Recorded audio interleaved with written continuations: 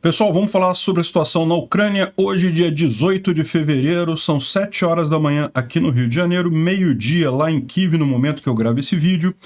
E, como vocês podem ver, há um alerta de ataque aéreo neste momento sobre a Ucrânia. Mais do que isso, hoje mais cedo houve também um alerta de ataque aéreo. Foram liberados 4 mísseis calibre, dos quais 2 foram interceptados pelas defesas antiaéreas ucranianas e 2 atingiram alvos de infraestrutura civil na Ucrânia. É pouco usual, só 4 mísseis, então o pessoal está esperando mais coisa. Pode ser que tenha mais ataque hoje. A gente vai falar sobre isso no vídeo de amanhã, né? Putin promoveu o general que foi o responsável pelos ataques aqui em Vuhledar, que dizimaram 2 batalhões inteiros de marines, tropa de elite russa, destruíram, mataram centenas de soldados, perderam centenas de blindados ali na região. E o cara foi promovido. Sabe o que isso significa? Que a ordem foi do Putin. O Putin que queria fazer esse ataque a Vuhledar, que se jogasse essas tropas lá, e acabou dando errado. Então o Putin promoveu o cara que obedientemente obedeceu a ordem dele. Excelente saber que o Putin está microgerenciando essa guerra. Mais um sinal de que vão perder. Em Bakhmut, os ucranianos abandonaram Paraskovivka e também Krasnohoran. Vocês sabem, essa cidade todas essas cidades da região de Bakhmut não são estratégicas, então, no momento que os ucranianos viram que o poder deles sobre aquela região estava sendo ameaçado, poderia haver um cerco, eles retrocederam e saíram de forma ordenada, sem nenhum grande problema, né? Ao sul de Bakhmut, porém, a história é outra. Os ucranianos estão reforçando o contra-ataque que eles fizeram ali, estão ganhando mais terreno na parte sul de Bakhmut. Os propagandistas russos estão falando que o Putin está fazendo o terceiro império russo. Teve o primeiro império, que foi o Romanov, o segundo império, segundo eles, foi o de Stalin, e agora Putin está fazendo o terceiro império russo. Alguém depois avisa para ele o que aconteceu com o terceiro império alemão, também conhecido como terceiro Reich? E, finalmente, os Estados Unidos estão apertando o Lula, estão falando para ele calçar os sapatos da Ucrânia. Será que eles conseguem fazer o ladrão socialista safado do Lula fazer alguma coisa decente? Eu acho pouco provável, mas vamos ver, né?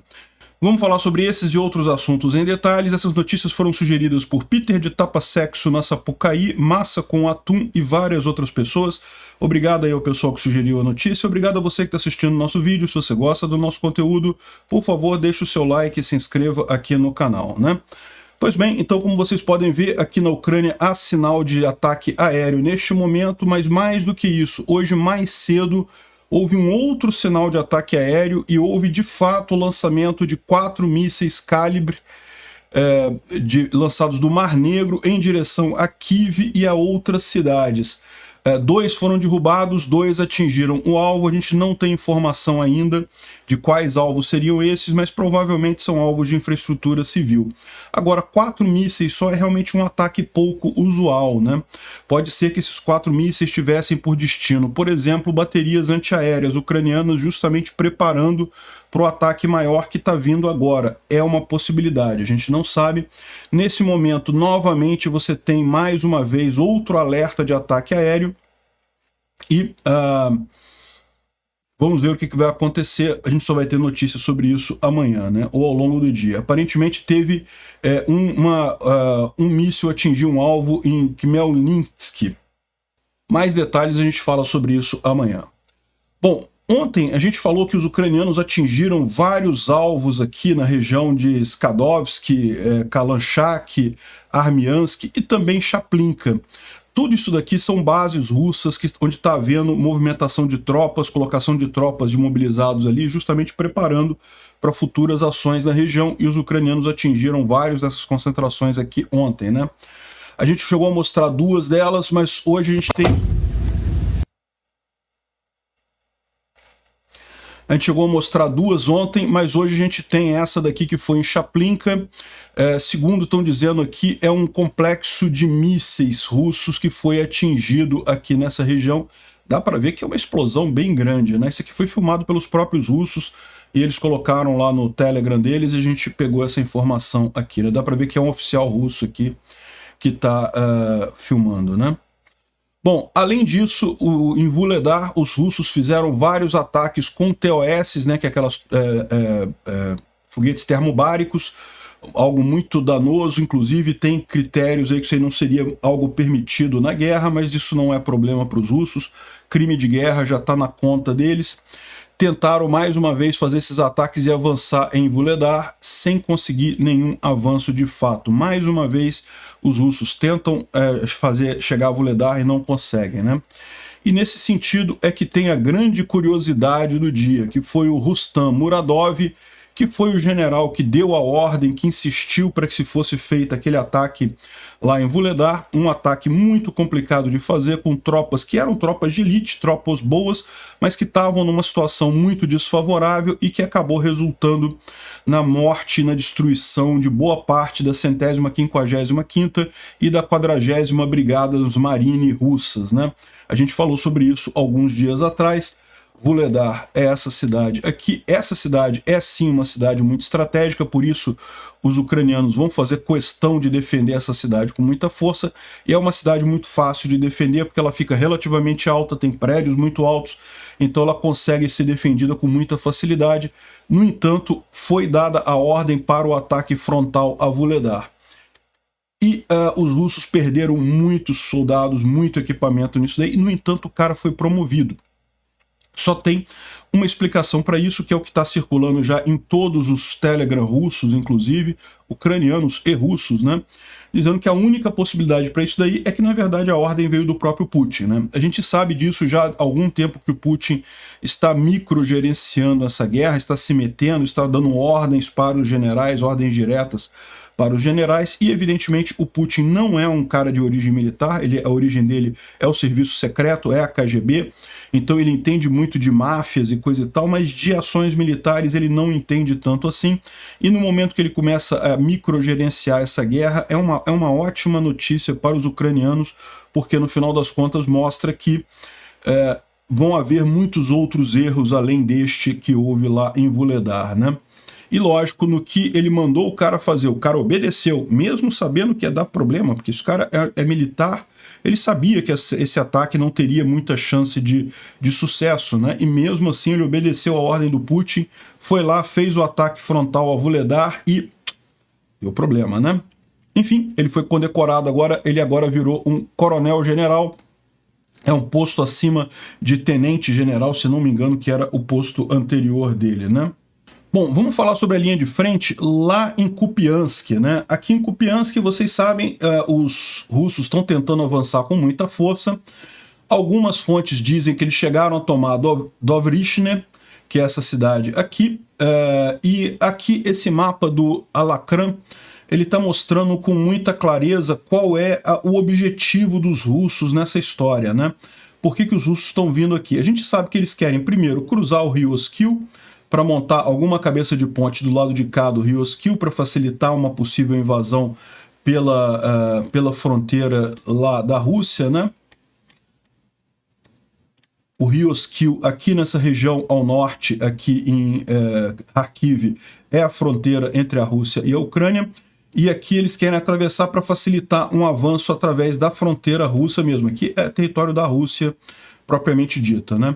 Mas, além disso, eles querem cortar essa estrada aqui, ó, a H26, ou N26, na verdade, que justamente abastece as tropas ucranianas aqui nessa região. Esse é o ponto que ele faz aqui. Essa linha verde aqui é a N23, e ela abastece tanto o 14º Batalhão Ucraniano e também o 92º, que são as principais forças aqui na região que estão segurando os russos aqui, né?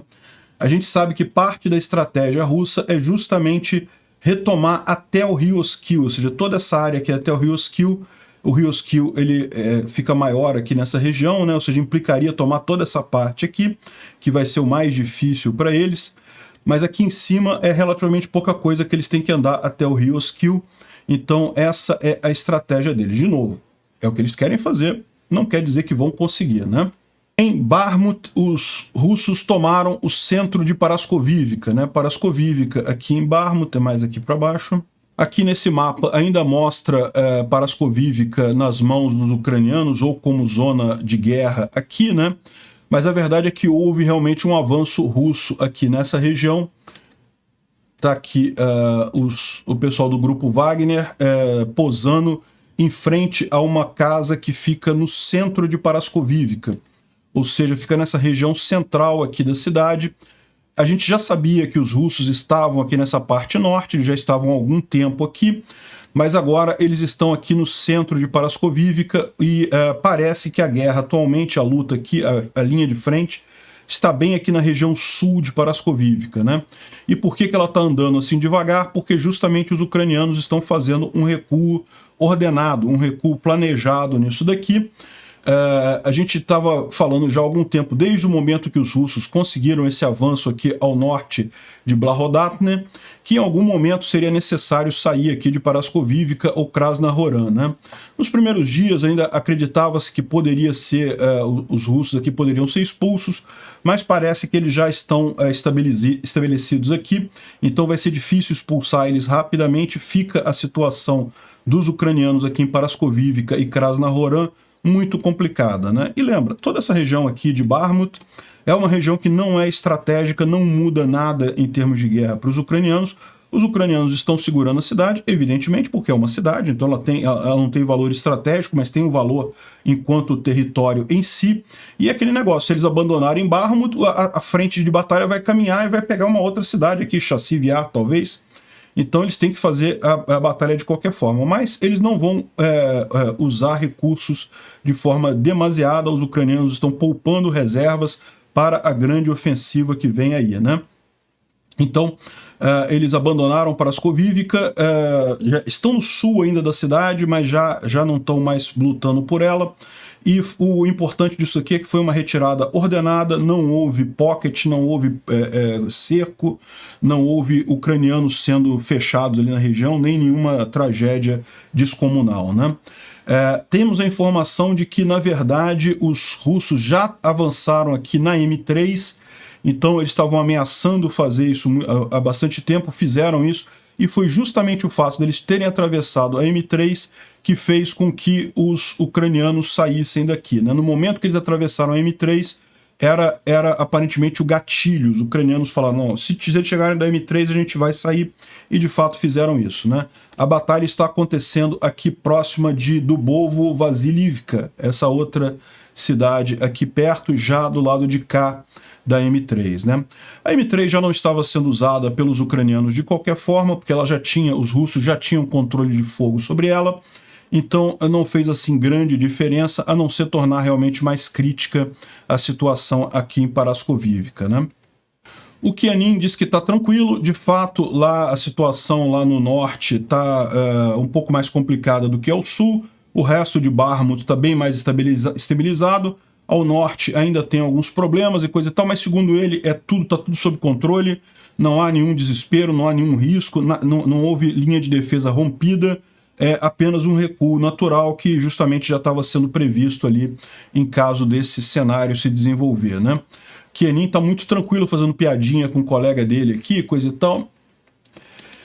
E outra coisa interessante de se notar é que quem fez esse avanço aqui em Krasnohoran e Parascovivka foi o grupo Wagner ainda, né?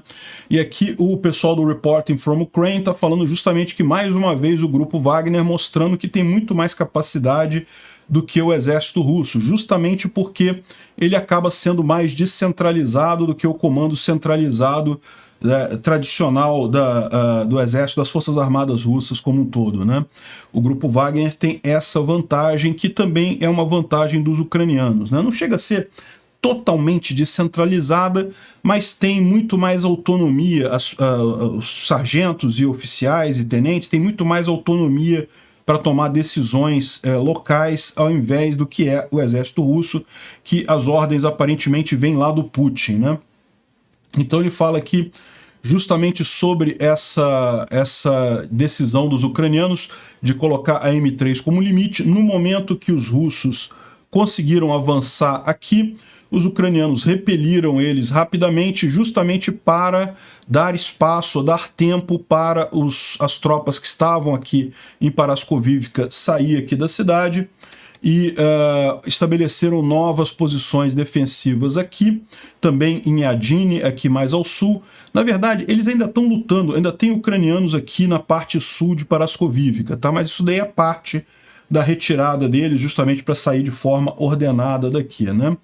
Então, eles já estão estabelecendo aqui posições defensivas e tem a grande vantagem de que, na verdade, são posições duplas, né? Você tem essa primeira linha de batalha nessa floresta aqui, e aqui tem uma crista de colinas aqui e aqui que também dá apoio, de forma que os russos vão ter muita dificuldade de avançar nessa região aqui, né? E ele também menciona avanços ao sul. A gente vai ver isso daqui, que na verdade é pior do que pode parecer, porque na verdade não apenas os ucranianos mais uma vez avançaram aqui ao sul, a gente vai ver, conseguiram afastar ainda mais o exército russo aqui na região, como também eles estão fazendo rotação de tropas em toda a parte sul de Bakhmut, ou seja, estão tirando as tropas que estão lá hoje, que já estão há bastante tempo, que estão cansadas, que têm perdas e coisa e tal, e colocando tropas novas, justamente, muito provavelmente, com o intuito de reforçar esse avanço aqui. E isso também é corroborado pelo fato de que houve um amplo reconhecimento por drones na região no dia de ontem, né? Então essa é a situação aqui em Bakhmut. A ideia desse contra-ataque aqui ao sul também não é de forma alguma reconquistar terreno ou refazer, ou fazer os russos recuarem, coisa e tal, não é isso. É aquilo que a gente mencionou já no vídeo passado, nos últimos vídeos a gente tem falado isso, é a defesa em profundidade, né? Os ucranianos deixam os russos avançar um pouquinho para justamente depois fazer algum contra-ataque e daí causar muitos danos nos russos nessa região. Isso está acontecendo também aqui na parte leste de Bakhmut. Os ucranianos já tomaram a decisão de recuar para a parte oeste da cidade, depois do rio Bakhmutska, mas eles têm feito esses contra-ataques na região justamente para causar um maior dano aos russos aqui, né? O objetivo aqui é esse.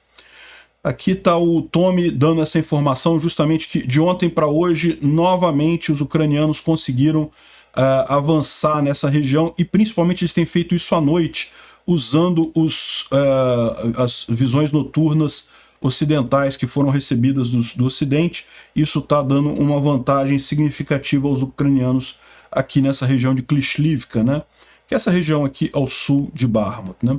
Esse mapa aqui ainda mostra tropas russas bem próximas de Chassiv-Yar, mas na verdade os ucranianos já expulsaram esse pessoal daqui, e já estão muito mais próximos aqui de Klishivka do que qualquer outra coisa, né? E dá para ver isso, porque olha só, os russos bombardearam Klishivka. Isso significa que tem tropas ucranianas aqui. Não faria sentido bombardear Klishivka se ela está sob domínio russo, não é mesmo? Bom, o grupo Wagner está dizendo que consegue tomar ou cercar Bakhmut completamente em março ou abril. Essa é a expectativa deles, né? E se você olhar aqui, realmente Bakhmut já está num cerco bastante pronunciado aqui, né? Ainda tem muitas estradas aqui, ainda tem muitas vias que podem ser usadas pelos ucranianos, particularmente agora no inverno, em que está seco a região, né? Talvez no degelo fique mais complicado, mas nesse momento ainda consegue usar muita coisa. Mas ainda falta muito para conseguir de fato fazer um cerco aqui em Bakhmut, né? E os ucranianos, muito antes disso, no momento que eles perceberem que esse cerco está realmente próximo, eles vão abandonar Bakhmut. Não há problema, não há por que manter isso daí, né? E por outro lado, você vê o grupo Wagner reclamando de falta de munição mais uma vez. A gente já falou isso ontem. Tem um vídeo aqui que eu não vou mostrar porque mostra os corpos de vários guerrilheiros do grupo Wagner, e o grupo Wagner falando que eles morreram porque o exército russo não mandou munição, e daí não tinha munição para dar cobertura de artilharia aos combatentes. E a gente não sabe se é isso, porque o grupo Wagner usa também essas técnicas de ondas humanas para atacar, então pode ter sido só isso também. Enfim, essa questão da munição, não dá para saber até que ponto isso é realmente uma briga ou é o Wagner querendo mais munição, né? O Ministério da Defesa russo está sacaneando o Wagner de propósito? É uma possibilidade, existe mesmo essa possibilidade. Também tem a possibilidade do grupo Wagner estar só querendo mais munição mesmo para poder fazer os avanços deles, e também tem a possibilidade, como eu já mencionei para vocês, do exército russo como um todo está racionando munição, Não que tenha acabado a munição deles, mas eles querem fazer uma grande contraofensiva, então eles já estão fazendo essa grande contraofensiva, mas eles querem fazer alguma ação mais impactante no futuro, e para fazer essa ação impactante eles precisam de muitos cartuchos, eles têm que poupar cartuchos para poder fazer isso, né? Enfim, o fato é que tem centenas de corpos de mercenários e coisa e tal, e eu acho ótimo. A ideia dos ucranianos ali em Bakhmut é realmente causar prejuízo nos russos, né? E também teve uma outra ação muito interessante do serviço especial ucraniano, né, de um grupo infiltrado ucraniano, que se infiltrou por trás das linhas inimigas ali em Bakhmut, atacou uma base próxima ali com 20 wagneritas ou wagnerianos, e foram mortos com silenciadores e coisa e tal. Chegaram de noite, os caras estavam dormindo, ninguém acordou, e 19 foram feridos e mais 3 foram tomados como prisioneiros e coisa e tal. Tem a imagem aqui, deixa eu mostrar a imagem do fogo. A imagem do fogo pode. Це повністю з групи зачистили. Це повністю з групи зачистили, повністю. Tem também algumas outras imagens mais feias aqui que a gente não pode mostrar, né? O resultado dessa carnificina toda, de ontem para hoje, 1000 russos morreram na linha de frente como um todo, tá? Mas é evidentemente que essa contribuição ali de Bakhmut é particularmente significativa. O Instituto para Estudo da Guerra traz algumas informações aqui sobre a reunião que houve ontem entre o Lukashenko, que é o presidente de Belarus, né, e o Putin, lá no Kremlin. Mais uma vez o Putin forçando o Lukashenko a entrar na guerra, a ajudar na guerra, e o Lukashenko se esquivando igual um sabonete. Esse é o padrão que a gente tem visto desde o início dessa guerra. O Lukashenko sabe que não tem força para ajudar de verdade, e ao contrário, a posição dele em Belarus é muito fragilizada. Tem muita gente em Belarus que quer fazer exatamente o mesmo caminho da Ucrânia, entrar para a OTAN, entrar para a comunidade europeia. Faz todo o sentido do mundo, né? A Europa tem um padrão de vida muito melhor do que a Rússia, então faz sentido esse movimento em termos econômicos. Então o Lukashenko sabe que está frágil lá, não quer comprar essa briga do Putin, né? E ele continua essa briga dos dois, tentando o Putin convencer o Lukashenko e coisa e tal. Bom, não teve nenhum grande resultado essa negociação ontem. Outra informação que ele traz muito interessante aqui é que o Prigozhin parece que está montando uma contraofensiva informacional. Justamente esses vídeos falando sobre falta de munição e coisa e tal, visa justamente isso sair para a opinião pública russa, né? Mostrando essa briga, que o exército russo está sacaneando o grupo Wagner e coisa e tal. Lembra, como a gente mencionou para vocês, o Prigozhin e o grupo Wagner estão em alta conta lá no povo russo, porque é a única unidade que está conseguindo, de fato, avançar ali na Ucrânia, né? Outra coisa curiosa, o pessoal filmou as pernas do Putin durante a reunião dele com o Lukashenko, né? E o pessoal está se perguntando se isso daqui é Parkinson, o que seria isso daí, mas enfim. Outra coisa muito engraçada, né? O pessoal na televisão estatal russa falando que o Putin está criando o terceiro império russo, o terceiro império, o terceiro controle, o terceiro Reich. Eu juro para vocês que foi isso. E aqui ele conta, né, que não, o primeiro império russo foi o império dos Romanov, lógico, lá, né, a Rússia foi um império durante muito tempo, de fato.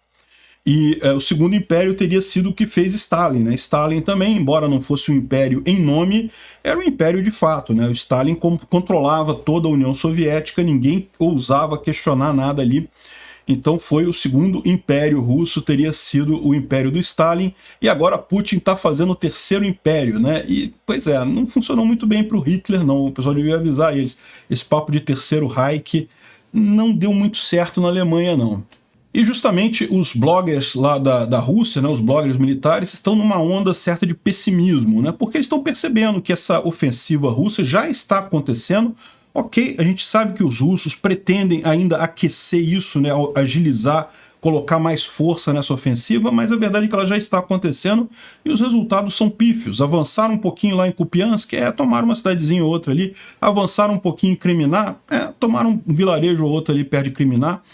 Em Bakhmut é onde estão tendo mais sucesso com o grupo Wagner. Tomaram ali o pessoal, aquelas cidadezinhas ao norte de Bakhmut, mas fora isso, para ser uma grande ofensiva russa, realmente ofensiva de Hail Mary, né, o Ave Maria, última tentativa, não está indo muito bem, não. O pessoal faz sentido eles estarem depressivos e com pouca expectativa. Até porque os Estados Unidos e o Ocidente como um todo já estão ampliando o apoio à Ucrânia. Isso daqui é uma das primeiras bateladas de munição que está sendo fabricada. Isso aqui é munição nova, ao contrário do que tem sido mandado até aqui para a Ucrânia, que é estoque americano ou da OTAN. Isso daqui é o primeiro contrato novo de fabricação de munição que já vai direto para a Ucrânia. Deve chegar agora já no final de fevereiro, início de março lá. É um bocado de munições de 155mm, e isso daqui é só a primeira, porque é o começo desse renascimento da indústria bélica americana, né? Já botaram a todo vapor para isso crescer o mais rápido possível e apoiar a Ucrânia nessa contraofensiva da Ucrânia, que deve vir provavelmente na primavera ou no verão. E além disso, o David D está falando aqui que ele está vendo muita gente falar sobre o Leopard 2 e coisa e tal, que vai vir 30, 50 logo agora em março, né? Na verdade, a gente sabe que vem mais, né? Mas vem os 300 que estão previstos é de vir ao longo do ano, né? Agora em março deve vir mesmo uns 30, 50. Mas ninguém está falando sobre os 200 a 250 T-72 que estão vindo também agora e os quase 200 Bradley, né? Os IFVs. Que o IFV ele não é um tanque, né? Não é um blindado para linha de frente, mas ele ajuda muita coisa, né? E em muitas situações da frente de batalha é IFV versus IFV, então é perfeitamente razoável usar isso daí. Deve fazer uma diferença significativa já, e isso já está chegando na Ucrânia, é para esses dias, aí daqui a pouquinho a gente vai começar a ver esses blindados em ação, isso vai fazer uma diferença grande. Os 630 soldados ucranianos completaram o treinamento deles no Bradley, lá em Grafenwörth, na Alemanha, né? É isso? Eu pronunciei errado, provavelmente, mas, enfim, terminaram o treinamento. Já estão capacitados a usar o Bradley, né? Bom, isso aqui é só mais uma refinaria lá em Krezol, que pegou fogo lá na Rússia, normal, só coisas pegando fogo na Rússia, né? A verdade é a seguinte, eu estava vendo uma coisa, né? Talvez isso seja realmente um desvio de compensação, um desvio de percepção. A gente vê tanta coisa pegando fogo lá na Rússia, porque eu tenho observado, reparou a quantidade de descarrilhamento de trem que tem acontecido nos Estados Unidos? É outra coisa desse tipo, né? De repente, isso acontece realmente com muita frequência, é a gente que não presta atenção nesse tipo de coisa. É uma possibilidade também, né? Uma notícia boa para a Europa e ruim para a Rússia. Pela primeira vez em 2 anos, o preço do gás natural na Europa caiu abaixo de 50 € por megawatt-hora. E isso aqui é menor até do que antes da guerra. Antes da guerra, o preço do gás já estava mais alto do que isso. E isso mostra o quanto que falhou a guerra do gás da Rússia. A Rússia achava que tinha um grande trunfo na mão, que a Europa jamais iria atacar ou iria tomar o lado da Ucrânia, porque ela tinha o trunfo do gás e não funcionou não, hein? Tanto que os russos nem falam mais disso, os propagandistas russos não falam mais nada sobre gás, sobre Europa congelar, nada disso, né? Bom, os Estados Unidos elevaram o tom e pediram que o Lula calce os sapatos da Ucrânia, né? Bom, vocês sabem a minha opinião sobre isso. O Lula é um pateta, um corrupto, um ladrão que não serve pra porcaria nenhuma. Eu adoraria que o Biden conseguisse convencer ele a fazer isso. Acho que o Brasil deveria fazer isso mesmo, apoiar a Ucrânia abertamente. É lógico, isso não quer dizer entrar na guerra com a Rússia, é realmente tomar partido do lado certo nessa guerra, mandar munição para lá. Mas a Rússia não vai mandar fertilizante mais para o Brasil? Olha, eu não sei não, do jeito que a Rússia está apertada de dinheiro, precisando vender coisa para o resto do pessoal aí, com esse fracasso do gás lá, é capaz dela continuar vendendo fertilizante do mesmo jeito, ficar quietinha no final das contas. Tudo bem falar alguma coisa, não, achamos um absurdo e coisa e tal, e pronto, mas não fazer nada em termos reais, porque eles estão precisando vender coisa também, né? Então não acho que vai ter problema nenhum. Tem um monte de país na Europa fazendo a mesma coisa, não está entrando na guerra, está só ajudando a Ucrânia. O Brasil tem essa possibilidade, porque a gente tem a munição do Leopard 1 e isso é uma coisa muito positiva. Seria extremamente importante que o Brasil entrasse do lado certo nessa guerra, para variar, né? A gente na Segunda Grande Guerra, aliás, parece que é uma coisa histórica aqui no Brasil, né? Vocês sabem, na Segunda Grande Guerra, o Getúlio Vargas era um grande amante lá do Hitler, do Mussolini, achava lindo, tanto que implementou a Carta del Lavoro aqui no Brasil. Até hoje a CLT, até a Itália já abandonou a CLT deles lá, a gente aqui no Brasil continua com essa legislação trabalhista absurda, fascista, literalmente fascista, ainda vigente aqui no Brasil até hoje, né? E o Brasil só entrou do lado dos aliados na Segunda Grande Guerra por causa de pressão dos americanos, né? E aparentemente vai acontecer de novo aqui, né? Muito triste isso para nossa história. Eu esperava que a gente tivesse líderes de melhor qualidade a essa altura. Fazer o quê, né? Não é à toa que eu sou anarcocapitalista. A ideia é realmente abrir mão desse negócio, porque não serve para nada essa liderança, particularmente aqui no Brasil. Obrigado por assistir o vídeo até o final. Além de curtir, compartilhar e se inscrever no canal, considere se tornar patrocinador com valores a partir de R$ 1,99. Clique no botão Seja Membro abaixo para saber as condições e vantagens de patrocinar o canal. Mais informações sobre o nosso projeto, visite nossos sites indicados na tela.